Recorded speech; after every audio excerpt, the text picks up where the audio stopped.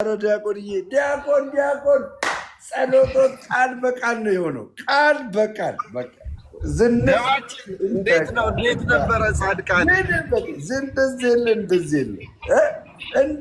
እንደዚህ የሚያምር ልዩ ነው አይደለ?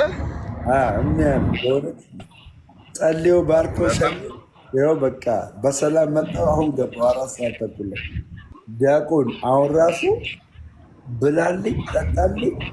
አቤት ብዛቱ ስብሐት ለአብ። ሁለት ቀን በቃ ሲበላ ሲጠጣ ነው ያደረው። ሲበላ ሲጠጣ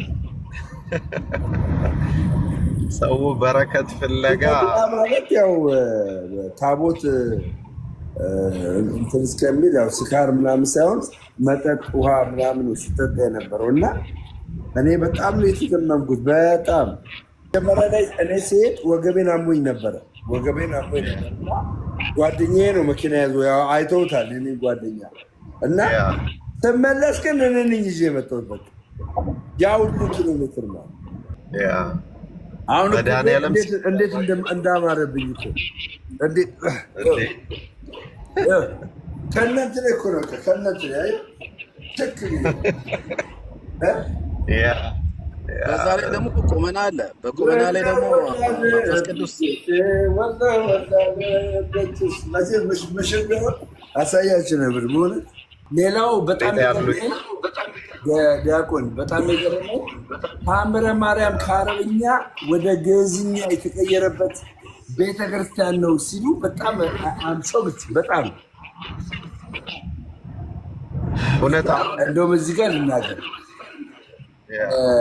ኤልሳ ያ ሰውዬ እንግዲህ ቦታ ጠቦናል ብለው ወጥተው እንግዲህ እንጨት ሲቆርጥ መጥረቢያው በዛ ቦታ ላይ የወደቀችው ኤልሳ እግዚአብሔርን አላናገረም። እዛ ቦታ አይተው ከሆነ አንበበው ከሆነ ወደ እግዚአብሔር አልጸለየም።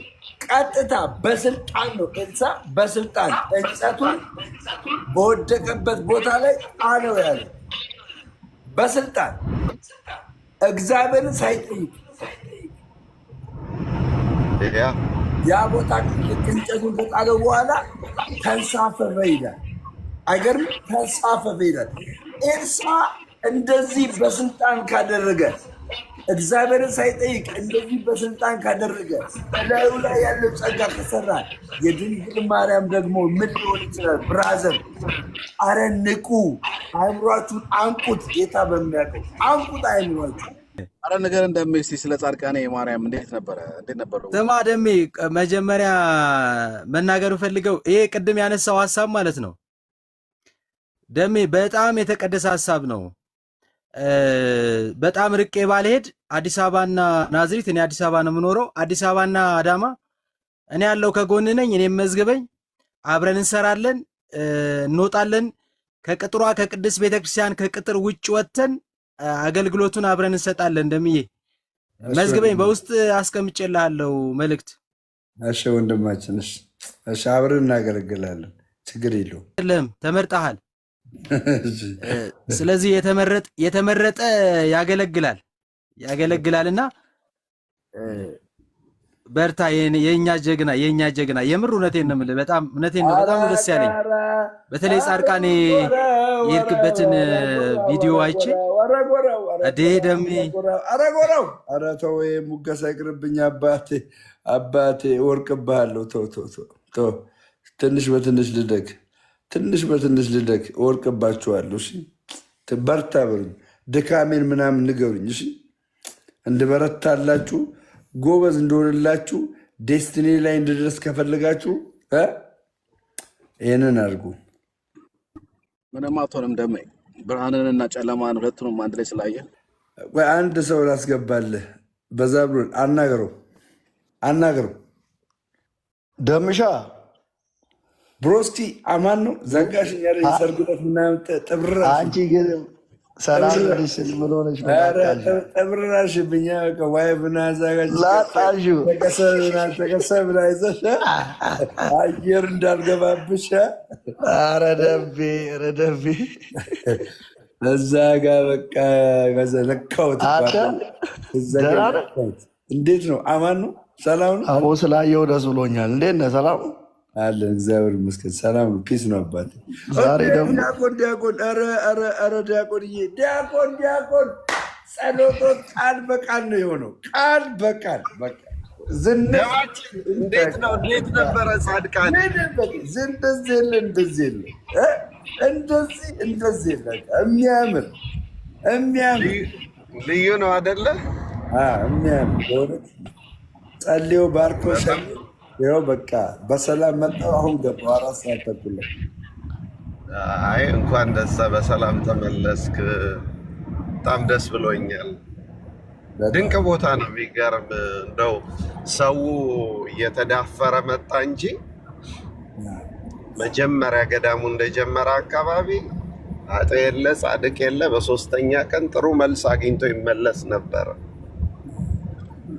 ግን ያው በኋላ አባቶች የመጀመሪያዎቹ አባቶች የሰሩትን ስርዓት፣ ምግቡን፣ ወሬውን በፊት ማውራት አትችልም ነበረ። ግቢ ውስጥ ከገባ በኋላ ከሰው ጋር አብሮ መቀመጡን ላይ አይቻልም። 3 ቀን ነው የሚኖረው። በዛ 3 ቀን እግዚአብሔርን በደንብ አውርተ ከእናት ጋር ተነጋግረ የልብን ሀሳብ አማክረ ምላሽ አግኝተ የስ ኦር ኖ ተብለ ትወጣ ነበረ። ከዛ ሰው ቆሎ ሲል በሶ ሲል ታች እየወረዱ እንጀራ አማረኝ እያሉ አገልግል ሲያመጡ ቦታውን እንትን አሉት እንጂ በጣም የተቀደሰ ቦታ ነበር። አሁን ደግሞ በጣም ዲያቆን አሁን ራሱ ብላልኝ ጠጣልኝ። አቤት ብዛቱ ስብሐት ለአብ። 2 ቀን በቃ ሲበላ ሲጠጣ ነው ያደረው። ሲበላ ሲጠጣ ሰው በረከት ፍለጋ ማለት ያው ታቦት እንትን እስከሚል ያው ስካር ምናምን ሳይሆን መጠጥ ውሃ ምናምን ሲጠጣ የነበረው እና እኔ በጣም ነው የተገረምኩት። በጣም እንዴ ከእንግዲህ አስቡት ወደ ከአዳማ ወደ 180 ኪሎ ሜትር ነው፣ ወደ 220 ኪሎ ሜትር አካባቢ ነው። መጀመሪያ ላይ እኔ ሲሄድ ወገቤን አሞኝ ነበረ። ጓደኛዬ ነው መኪና ያዞ አይተውታል። እኔ ጓደኛ እና ስመለስ ግን እኔ ነኝ ይዤ የመጣሁት። ያ ሁሉ ኪሎ ሜትር ነው። የሚገርም እኮ በአዳማ ከነበርክ በምንጃር በኩል ገብተህ ብትሄድ ይቀርብ ነበር። እንደዚህ ዞረ ከምትሄድ ምንጃር የምትባለውን ከተማ ብታቋርጥ በዛ በኩል መሄድ ትችል ነበር ነው እንዴ? ያ በምንጃርም ያስኬዳል። እና ለማንኛውም እንኳን በጣም ደስ አለ። ያው በቤተ ክርስቲያን እንግዲህ አንድ ትምህርት አለ፣ ሰብእሰ ይቄድሶ ለመካን የሚባል። አንድ ሰው ቦታውን ይቀድሰዋል፣ ቦታው ደግሞ ጥሩ ቦታ ደግሞ ሰዎቹን ይቀድሳቸዋል ይላል። አሁን አንተ ያለህበት ቦታ አንተ በመኖርህ ብመጣኔ ወይ ሌሎች ወንድሞች ቢመጡ በአንተ ምክንያት ቦታው ይቀደሳል። ማረፊያ አግኝቼ በልቼ ጠጥቼ ተስተናግጄ ይባላል። ቦታ ሰውን ይቀድሰዋል፣ ሰው ደግሞ ቦታውን ይቀድሰዋል ይባላል። ስለዚህ በጣም ነው ደስ ያለኝ በመሄድህ፣ በጣም ደስ ያለኝ እና አሁን ትእዛዝ አለኝ እንድትሄድበት የምፈልገው ቦታ ሰበታ ሲባል ትሰማለህ? ሰበታ የእናቶች ገዳም አለ። እሱም ቦታ ሄደ እንድታይ ይፈልጋል። የት አካባቢ ነው? አድራሻው እንዴት ነው? መቼ ነው የሚኬደው? ኤኒታይም ኤኒ ዴይ ትሄድና ሰበታ ጌቴሴማኒ የእናቶች ገዳም ብለህ እዛ ትሄድና ከአዲስ አበባ ከመርካቶ 20-30 ደቂቃ አሁን መንገድ ተሰርቶ 20-30 ደቂቃ ቢሆን ነው። ወደዚህ ወደ ጅማ መስመር ነው እና ግን ካራቆሬ አየር ጤና ምናምን የሚባለው ቦታ እሱን አለፍ እንዳልክ ነው። አይ በቃ ጎበኛቸዋለሁ፣ እሄዳለሁ። ዲያቆን እስኪ የናዝሬት ሰውሎት እንደ ዲያቆን እስኪ ናዝሬትን በአገልግሎት እንጂ በመኖር አላውቀውም፣ ግን በብዛት ተመላልሻለሁ። በተለይ ናዝሬት መድኃኔዓለምና ገብርኤል ለአገልግሎት መጣ ነበረ። አሁን እንዴት እንዳማረብኝ እኮ ከእናንተ ላይ እኮ ነው ከእናንተ ላይ በዛ ላይ ደግሞ ቁመና አለ። በቁመና ላይ ደግሞ መንፈስ ቅዱስ አሳያችሁ ነበር በእውነት በጣም ነው ደስ የምትለው ጻድቃኔ። አዊሽ ደግሞ እንትናን ደርሰባቸው ቢሆን ኖሮ ብፁዕ አቡነ ኤፍሬምን ሳያርፉ በፊት ደርሰ ቢሆን ኖሮ። ሌላው በጣም ዲያቆን በጣም የገረመው ተአምረ ማርያም ከአረብኛ ወደ ግዕዝኛ የተቀየረበት ቤተክርስቲያን ነው ሲሉ በጣም አንሶብት በጣም የሚገርም በጣም አሁን እኮ ትልቁ በሰው ልቦና ውስጥ ትልቁ ችግር ምን መሰለ? የደረስንበት ዘመን ላይ እኛ በወሬ እምነታችን ስለደከመ ነው እንጂ አሁን እስኪ አንተ የኤልሳን ታሪክ ብታነብና በልጥ መጥረቢያ አወጣ ከውሃ ውስጥ ሲባል ልጡ አቅም የለውም፣ ብረቱ ትልቅ ነው። ይህንን መጽሐፍ ቅዱስ ላይ ስታነብ ይሄማ እግዚአብሔር ያደረገው ተአምር ነው ተብሎ በኋላ ላይ ደግሞ በዘንድሮ ዓመት በዚህ ዓመት በእመቤታችን አማላጅነት ተአምር ተሰራ ስትባል ከኤልሳና ከእመቤታችን ማን ነው የሚበልጠው? እንደውም እዚህ ጋር ልናገር ኤልሳ ያ ሰውዬ እንግዲህ ቦታ ጠቦናል ብለው ወጥተው እንግዲህ እንጨት ሲቆርጥ መጥረቢያው በዛ ቦታ ላይ የወደቀችው ኤልሳ እግዚአብሔርን አላናገረም። እዛ ቦታ አይተው ከሆነ አንበበው ከሆነ ወደ እግዚአብሔር አልጸለየም። ቀጥታ በስልጣን ነው ኤልሳ በስልጣን እንጨቱን በወደቀበት ቦታ ላይ ጣለው ያለ በስልጣን እግዚአብሔርን ሳይጠይቅ ያ ቦታ እንጨቱን ከጣለው በኋላ ተንሳፈፈ ይላል። አይገርም? ተንሳፈፈ ይላል። ኤልሳ እንደዚህ በስልጣን ካደረገ እግዚአብሔርን ሳይጠይቅ እንደዚህ በስልጣን ካደረገ በላዩ ላይ ያለው ጸጋ ከሰራ የድንግል ማርያም ደግሞ ምን ሊሆን ይችላል? ብራዘር አረ ንቁ፣ አእምሯችሁን አንቁት። ጌታ በሚያውቀው አንቁት አእምሯችሁ።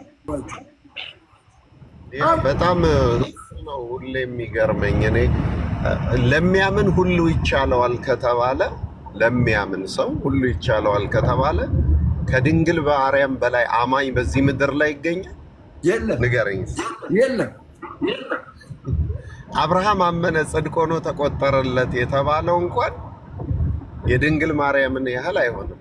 አብርሃም አምኖ ቢወጣ እግዚአብሔርን የሚሆን በቃ ተአምር እንኳን አያሰኝም። ከሀገር ከዘመድ ከቤተሰብ ተለይተህ ውጣ እኔም በማሳይ ሀገር ለበረከቱን ተባለ። በ75 ዓመቱ ነው አምኖ የወጣው። ላውም ተነግሮት አገር አሳይሃለሁ፣ እባርክሃለሁ፣ ምን እልሃለሁ ተብሎ ይሄ አሁን ሰው የሚችለው ነው። እግዚአብሔር ስለተናገረው ነው እንጂ አንድ ጥሩ ሰው ተገኝቶ እኔ አሁን አቅም ኖሮኝ አንተን ኦኬ ከኢትዮጵያ አሜሪካ ይሻልሃል ብዬ አሜሪካ ባመጣህና እዚህ ምድር መጥተህ ባለጸጋ ብትሆን አንተ ምንድን ነው የሚደንቀው? ምክንያቱም እኔ ከመምጣቴ በፊት አሜሪካ ባለጸጋ ነህ።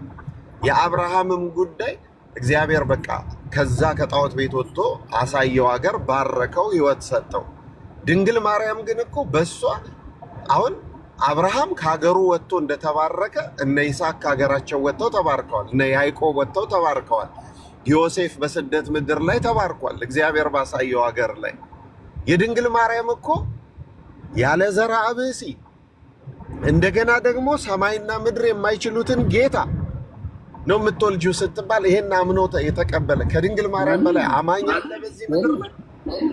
ታዲያ ለሚያምን ሁሉ ይቻለዋል ከተባለ ድንግል ማርያም ከሷ በላይ አማኝ ከሌለ በድንግል ማርያም እጅ ተአምር አይደረግም ማለት የቃሉን ባለቤት መካድ አይሆንም። ለምሳሌ እኔ ልንገር። አሁን ለምሳሌ ተአምረ ማርያም መጽሐፉ አለ። እንደው ቤተ ክርስቲያን ነው የምልህ ያ ቀድሞ የተደረገውን ተአምር አቁማ ማለት እስካሁን የታተመውን መጽሐፍ አቁማ አሁን የሚደረጉትን አድራሻ ያላቸውን በአንድ ሀገር አንድ ሰው ነበረ የሚለውን የድሮን ተአምር ትታ አሁን የሚደረገው ተአምር ቢጻፍ የሰዎቹ ስም ተጽፎ የሰዎቹ አድራሻ ተጽፎ የሐኪሙ ማስረጃ ኮፒ ተደርጎ እኔ ለምሳሌ ከሀገር እንደወጣው መጀመሪያ የገጠመኝ ፈተና ልንገር። እነዛ ሰዎች አሉ አሁንም አንድ እመቤታችን ደብር ላይ ነው። ሁለቱም ሴቶች አይተዋወቁ። ግን ከአገልግሎት ስንወርድ መጡና በጸሎት አስቡን። አንቺስ በጸሎት አስብ፣ ምን ሆነሽ ነው? ነገ ጡታችን ይቆረጣል ካንሰር አለብን ተብሎ። እንግዲህ ተመልከት፣ እግዚአብሔር ነው ይሄን የሚያውቀው።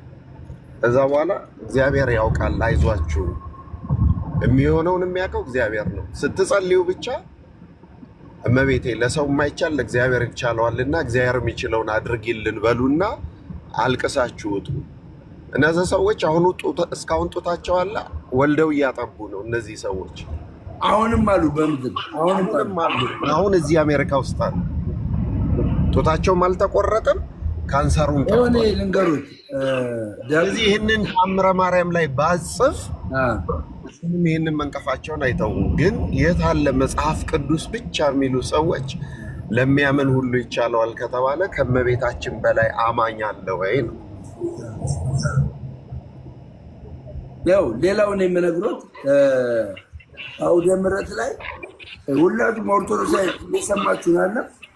ሁላችሁም ኦርቶዶክሳዊ ተስለው ልጅ ፈልገው ስራ ፈልገው ከበሽታ ተገላግለው ስንቶች ነው በአውደ ምሕረት ላይ የሚመሰክሩት? እሷን ቢጻፍ ይኸው ሰውየው በአካል አለ። ተው ሌላ እዚህ ጋር እንኳን እህታችን ዘማሪ ፋንቱ አይታችኋል። ፋንቱ ወልዴ ማለት ነው። ልጇ የ9 ዓመት ትዳር ኖሯት ልጅ አልነበራትም። ዘማሪ ጽዮን ግን ዘማሪ ፋንቱ ወደ ድንግል ማርያም ጸለየች። እባክሽም ልጄን ያለ ልጅ አታስቀሪያት ብላ አበክራ ጸለየች። ሆነላት። በ9 ዓመት ታቀፈች፣ ልጅ ታቀፈች። ይኸው በእኛ እንደዚህ እንኳን ምናገኛት ምንዳስሳት በአይናችን ምናቃት ዘማሪ ፋንቱ። ሌሎቹስ እሺ አታውቋቸውም ይሆናል። ሌሎቹ ራችሁ እግዚአብሔር ምስክሬ፣ የእውነቴን ነው ምላችሁ፣ ኦርቶዶክሳዊ መሆን በአሁን ሰዓት ላይ መታደል ነው።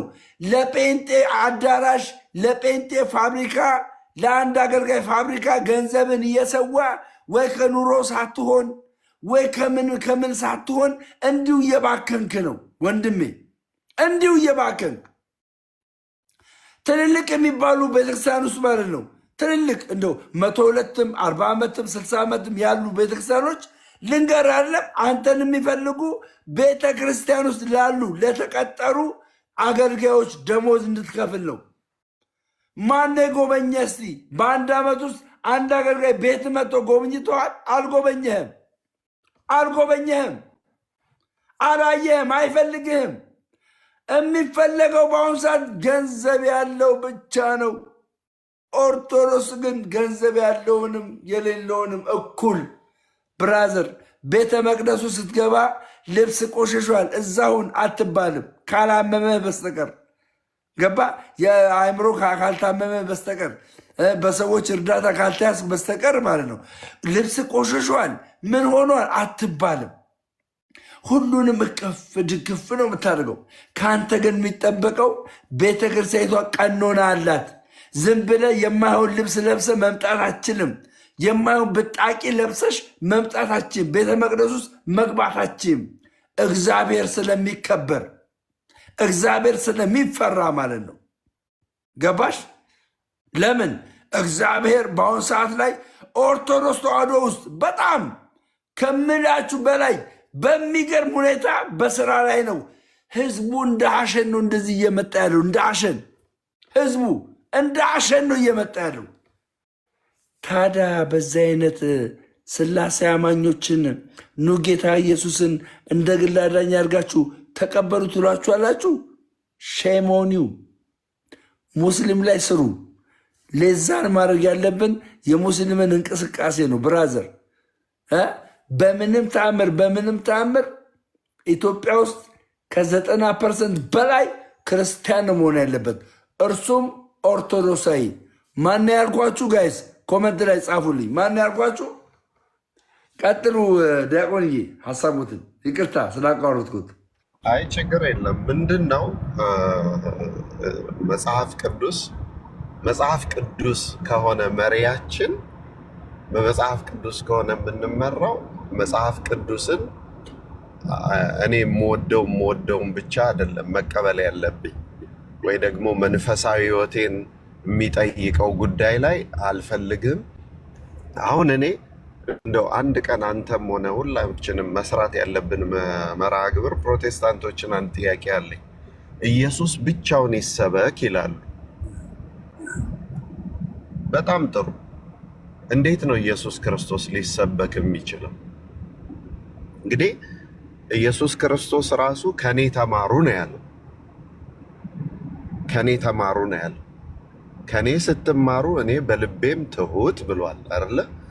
ከኔ የተማረ ሰው እኔ መንገድ፣ እኔ ህይወት፣ እኔ የህይወት ውሃ፣ እኔ የህይወት እንጀራ፣ እኔ የበጎች እረኛ እንደሆንኩ አውቃለሁ ብሏል። ስለዚህ ኢየሱስ ብቻውን ይሰበክ ከተባለ የግዴታ ኦርቶዶክስ ኢየሱስን ሰበከች የሚባለው በጉሮሮ ጥንቻ በኢየሱስ ስም ብላ ስላጓራህ ነው? ኢየሱስ በጉሮሮ ጡንቻ ነው የሚሰበከው? እንደ ሐረር ጫቃሚ በየ2 ደቂቃው አሜን ነው አሜን ነው አሜን ነው ስላልክ ነው? እንግዲህ ኢየሱስ ክርስቶስ የሰበከው በ3 መንገድ ነው መጽሐፍ ቅዱሱ የሚያስቀምጠው። አንደኛው ትምህርት ነው፣ ሁለተኛው ተግባር ነው፣ ሶስተኛው ስጦታ ነው። ከዚህ ውጪ ኢየሱስ ክርስቶስን መስበክ አትችልም። እግር አጥቦ አቀረበ፣ ትህትናውን አሳየ። ከዛ በኋላ ደግሞ ያዘዝኳችሁን ፈጽሙ አለ። ከዛ ደግሞ ራሱን ሰጠ።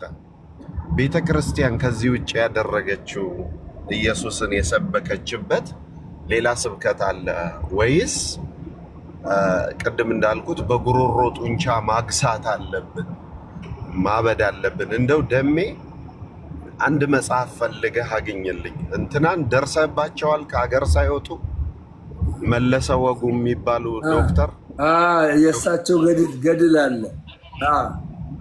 ስሜት ያለ ቦታው የሚል መጽሐፍ አላቸው። አንብባል፣ ፈልገ ግዛው።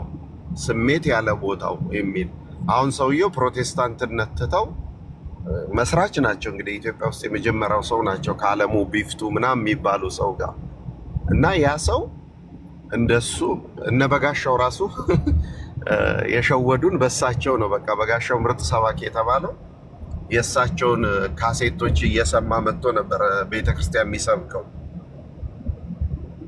ጠቅላላ የጻፈው መጽሐፍ የእሳቸው ቁጥር 42 ስብከት ነው። ከራሱ የሆነ አንዳች ስብከት የለውም። ጠቅላላ ስብከቱ ምኑም የእሳቸው እና የዓለሙ ቢፍቱ ነበር እና እኚህ ሰውዬ መጨረሻ ላይ በቃ በአእምሮ በመንፈሳዊ ሕይወት ሲበስሉ ስሜት ያለ ቦታው ብለው በፕሮቴስታንት ውስጥ ያለው ነገር በቃ ስሜት ብቻ እንደሆነ ምንም መንፈሳዊነት እንደሌለበት አስቀምጠዋል። ምንም ነገር። ስለዚህ እኔ ለፕሮቴስታንቶች ያለኝ ጥያቄ እስኪ ያሳዩን፣ ኢየሱስ ብቻ ይሰበክ ስትሉ ምን ማለት ነው? ምን ማለት ነው? ስጋው ደግሞ የኢየሱስ ክርስቶስ ከሆነ፣ መስቀሉ የኢየሱስ ክርስቶስ ከሆነ፣ ጥምቀቱ የኢየሱስ ክርስቶስ ከሆነ፣ ቅዳሴው የኢየሱስ ክርስቶስ ከሆነ ምንድን ነው ኢየሱስ ብቻ ይሰበክ ማለት? አሁን ታድሶዎቹ ከታላቅ ይቅርታ ጋር የምናገረው አንዳንድ ሰው ሲሰለጥን እግዚአብሔርን መድፈር ሃይማኖት ይመስለዋል። ለምሳሌ ብዙዎቹ ታድሶ ውስጥ የገቡት መሪጌቶች ከገጠር የመጡ ናቸው። አሁን ይሄ የገጠር ሰው ለመስደብ አይደለም። ከገጠር መጥተው ስንፍና ውስጥ የገቡ ሰዎች አሉ። ስንፍና ውስጥ ሲገቡ ማህሌቱ እንዳየኸው ረጅም ነው። ሰዓታቱ ጽናት ይጠይቃል። ቅዳሴው፣ ጾሙ፣ ጸሎቱ ጽናት ይጠይቃል።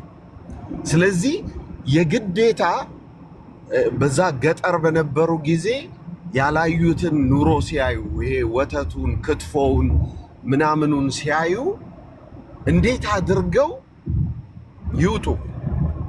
መብላቱንም ፈልገው ኦርቶዶክስነቱንም ፈልገው አይሆንም። ስለዚህ የግዴታ ምን ማለት አለባቸው?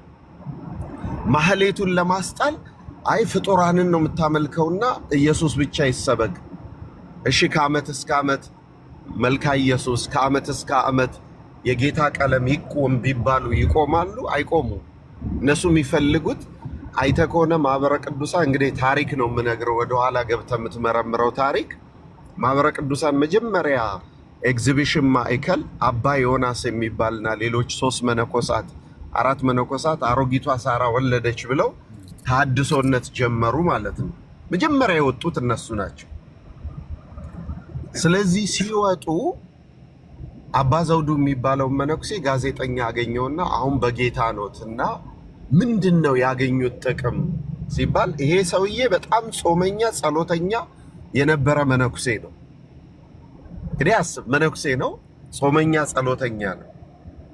ምንድነው ያገኙት ጥቅም ጌታን በማግኘቶት ሲባል በነፃነት በሮብ እና በአርብ 4 ኪሎ ላይ ወተት መጠጣት መቻለ ያለ መንፈሳዊነት ይሄ ከሆነ ከኦርቶዶክስ ቤተክርስቲያን የምትወጣው ስጋት አሸንፎህ ነው እንጂ አዲስ ጌታ ወይም አዲስ ኢየሱስ አግኝታ አይደለም። አሁንም ደግሞ ሰሞኑን የወጣ መነኩሴ አለ፣ ቲክቶክ ላይም ዩቲዩብ ላይም ወጥቷል። በቃ አሁን እኮ እኔ ነፃ ኑሮ ነው የምኖረው። ምን አይነት ኑሮ? እንደ ልቤ በላለው ቁርጡን፣ በርገሩን፣ ክትፎውን። ከዚህ የተለየ ከኦርቶዶክስ ወጥተው ያገኙትን ጌታ አሳዩን ቢባሉ የሚያሳይ አንድም ሰው የለም። ምክንያቱም እውነት አይደለም። ቤተክርስቲያኒቱ ያጠፋችው ወይም ጌታን ያልሰበከችው ነገር የለም። ቅዱሳን አያስፈልጉም ከሆነ ቅዱስ ነገር የሚጠላ ሰይጣን ብቻ ነው። መላእክት አያስፈልጉም ከሆነ መላእክት እኛ አይደለንም ያመጣናቸው። ሰማዕታት አያስፈልጉም ከሆነ በልቡ አምኖ በአፉ መስክሮ የተባለው የእግዚአብሔር ቃል። ቤተክርስቲያን ውስጥ ከመጽሐፍ ቅዱስ ውጪ የሆነ ምንም ነገር የለም። ከዛ በላይ ደግሞ አሁን ያሉ ሰዎች የእምነት መንፈሳቸው ወይም እምነታቸው ስለጎደለ ጻድቅ መሆን፣ ቅዱስ መሆን፣ ንጹህ መሆን ስላልተቻለ የግዴታ አንተ ያጣውን ለማሳጣት ቅዱሳንን መንቀፍ ከሆነ ያ ትክክል አይደለም። ስለዚህ እስኪ በቃለ እግዚአብሔር እንነጋገር ከተባለ እስቲ አንድ ፕሮቴስታንት ገብቶ ይንገረን፣ ኢየሱስ ብቻ ይሰበክ ማለት ምን ማለት ነው? ኢየሱስ ብቻ ይሰበክ ማለት ምን ማለት ነው? ይሄ ከመጽሐፍ ቅዱስ ውጪ ነው። ምክንያቱም ኢየሱስ ክርስቶስ ሊገለጥ የሚችለው ከዚህ በኋላ በአማኞች ነው። እነዛ አማኞች ደግሞ ሰዎች ናቸው። እዚህ በአማኞች ልብ ከሆነ የሚገለጠው ኢየሱስን ብለው የሞቱ፣ ኢየሱስ ክርስቶስን ብለው የታሰሩ፣ ኢየሱስ ክርስቶስን ብለው መከራ የተቀበሉ የግዴታ መነሳት አለባቸው። ምክንያቱም ኢየሱስ ክርስቶስ የሚሰበከው በእነሱ ስለሆነ የእግዚአብሔርን ቃል የነገሯችሁን ዋኖቻችሁን አስቡ ተብሏል። ስለዚህ የእግዚአብሔርን ቃል የነገሯችሁን ጣልና ዝም ብለህ በጉሮሮ ጡንቻ ኢየሱስ ብቻ በል ከተባለ አይሆንም ማለት ነው። ከዛ በተረፈ ደግሞ ኑና እስኪ ያሳዩን ኢየሱስ ብቻ ይሰበክ ማለት ይሄ ነው ደማችን። ገራሚ ነው። እግዚአብሔር ይባርኩት፣ ቃሎት ያሰማልን፣ መንግስተ ሰማያት ያወርስልን። እንግዲህ ዲያቆን በእውነት ደስ የሚል ምልከታ ነው ያስቀመጡት። ሌላ የምንለው ነገር የለም። እሺ ዳዊት፣ አንዳንድ ቁጥር ስጽፍልኝ ነበረ። ምን ልተባበረ ወንድማችን? ደምዬ እንዴት ናችሁ? ሰላም ነው።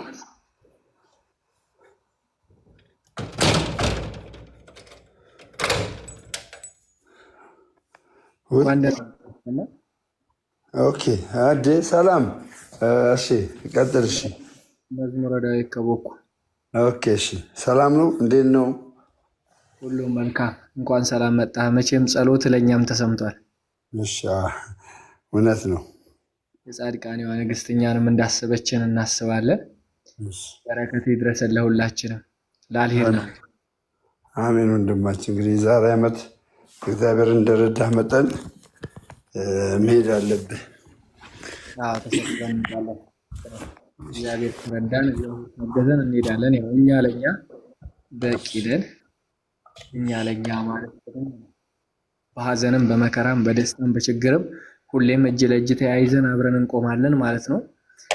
በጥቅሉ አነ ውእቱ ህብስተ ሰማያዊ፣ እኔ የሰማያዊ ህብስት ነኝ የምድርም ህብስት ነኝ ያለው አምላካችን መድኃኒታችን ኢየሱስ ክርስቶስ ከዚህ ህብስት የሚበላ ወይም ከዚህ ጽዋ የሚጠጣ የዘላለም ሕይወት አለው ነው ያለው። የምታስተምረው ይሄንን ነው። ከዚህ ሌላ አስተምሮ የላትም። ቤተክርስቲያናችን በአውደ ምሕረት የምትሰብከው ይሄንን ነው። ስለ ኢየሱስ ሲሰበክ፣ ስለ ኢየሱስ ሲነገር፣ ስለ ኢየሱስ ስንማር ሁሌም ቤተክርስቲያን እኮ ኢየሱስን ትሰብካለች። ያልሰበከችበት ቀን የለም። ማበዱ እግዚአብሔር ያትታ ኃጢአት ዓለም እኔ የዓለምን ኃጢአት የማስተሰርይ አምላካችሁ እኔ ነኝ አይደል ያለው። ከዚህ ሌላ ቤተክርስቲያን ስብከት አላት እንዴ? ስለ ኢየሱስ እናውራ ሲሉ፣ ስለ ኢየሱስ ሲሰበክ ሲሉ ነው አበጉ ለእግዚአብሔር ዘያትታ ኃጢአት ዓለም።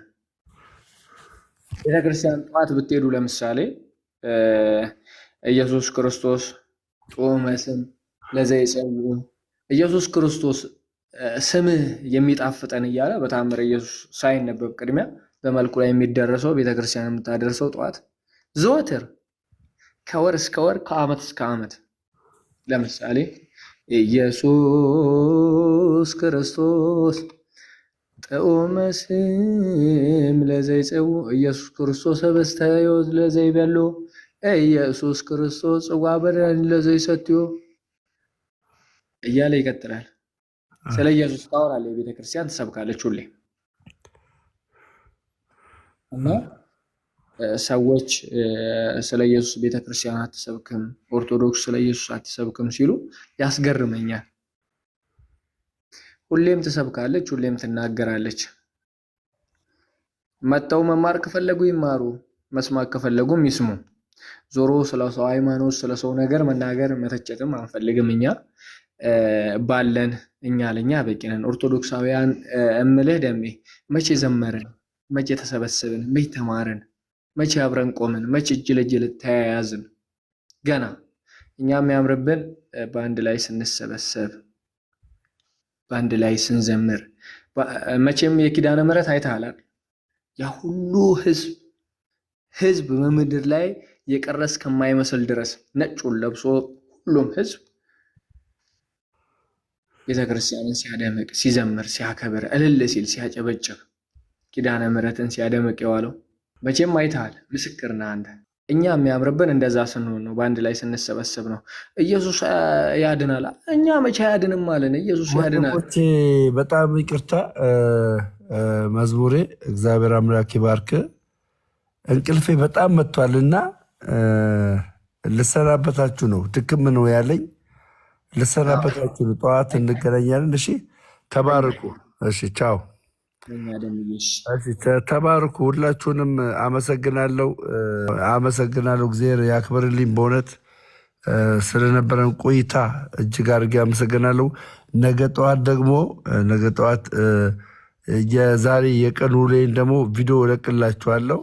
እሱን ቪዲዮ ደግሞ ትመለከታላችሁ። እሺ፣ ወዳችኋለሁ። በነገራችን ላይ ዛሬ ከጻድቃኔ ማርያም ስንመጣ ከፍተኛ የሆነ አደጋ ደርሶ ነበር። አይታችሁ ከሆነ መጽሐፉ መኪናው በጣም ነው የተጎዳው። የተጎዳችው መኪና ሹፌሩ ከጻድቃኔ ማርያም ነው የመጣው ማለት ነው። እና ግን ተጎዳ ምንም ሳይሆን ከዛ ጭርምትምት ካለ ቦታ ላይ አይገርማችሁም? ሹፌሩ ወጣ። የሚገርማችሁ ማለት ነው።